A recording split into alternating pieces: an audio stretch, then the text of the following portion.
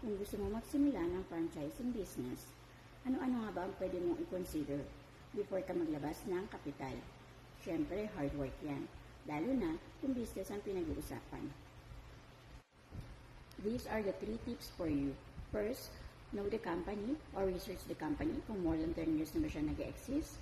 And syempre, kung visible ang mga owner at kung meron kang gustong dropshipping na with platform, go on for the business.